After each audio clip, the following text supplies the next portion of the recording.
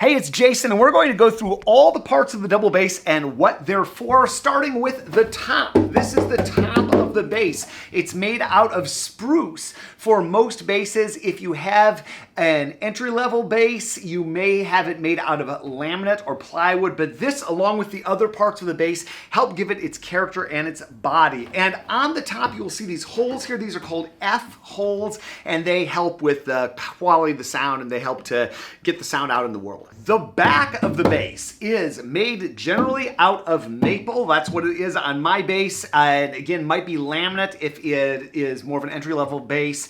And the ribs are also made out of maple on this bass and most basses. You will see little flames on the side of this. That is flamed maple. That is prized in instrument making for basically for how it looks. Not all ribs will be flamed, and the back on mine has some flame too, but you won't always have that either. My back is flat. And about half of all basses are round backs, about half are flat backs, kind of somewhere in there. And they just have a bit of a different quality of sound. I've talked with many luthiers about flat back versus round back. It's a little bit cheaper to make a flat back, so that can be attractive. Some players think that flat backs have a little bit more punch and round backs have a little more body, but there's a lot of debate about that. You can have a combination of some carved wood. Mine is fully carved, so the spruce and the maple. Some basses will have a carved spruce top and will have laminate sides and back. Some will have a carved top and back and laminate ribs.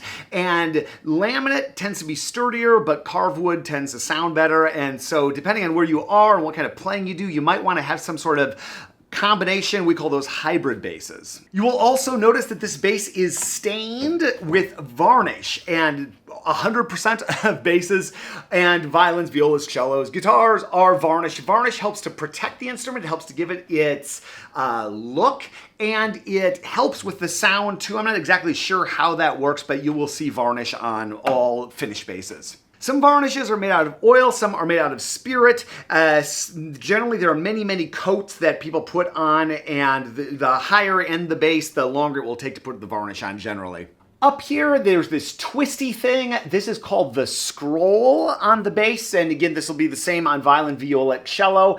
The scroll has a few different parts. There are the pegs, or they aren't really pegs on basses because the tension of the strings is so high that like a violin type peg is just impractical. So these are called also tuning machines. These are by Sloan, but there are many different companies that make these tuning machines. Rubner makes them and many others. And then this right here is called the peg box.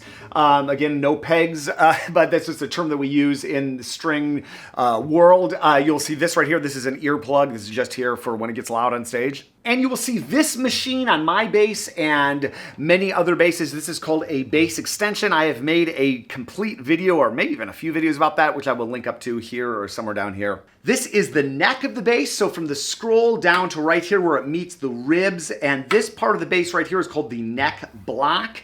And attached to the neck is the fingerboard right here. There's a wonderful bass luthier in Houston named Joey Nager who calls the fingerboard the interface between player and instrument or something along those lines. And on the neck, you will see strings right here. These are by a company named D'Addario. These are D'Addario Kaplans, and I've used many, many different types of strings. I've done a bunch of videos about them. And then the strings go all the way down and attach to the tailpiece down here. So this right here is made out of many different materials, usually ebony on the bass, but you can see the strings come down here, and then you can tell what brand they are by the winding right here. And then right in the middle here is the bridge. So the bridge is at a 90-degree angle, and it helps to transmit the sound into the bass.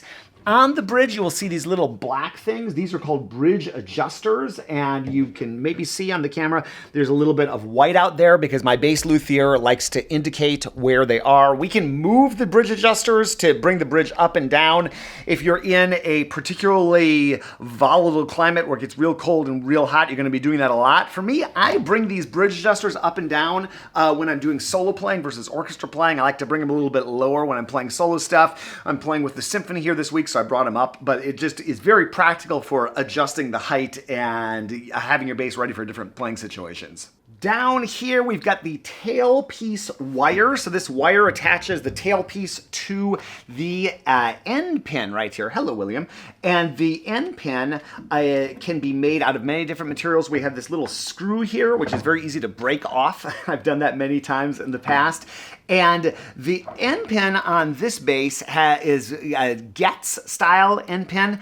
And so I've got this little rubber stopper, which I use frequently, but it also unscrews to have this nice dagger-like point that I can put into a wooden stage. And some people don't want you to do that, but it is great for feeling stable. And I feel like it helps the sound. I'm not really sure. This can be made out of many different materials. There's a company named New Harmony that has all sorts of different end pin styles that have become very popular. I will link up to that. Definitely check that out if you want to upgrade it. This is a 10mm end pin, very common size. And I like to be able to take this out. If you can't take it out, it's kind of a bummer, because what I do is I take it out and I put a wheel in here. At some point, I'll do a video about base wheels, but that makes it very easy to transport the base. And then this just goes right back in here, and that is it. If you like this video, check out what we've got linked up, and we'll see you in the next one.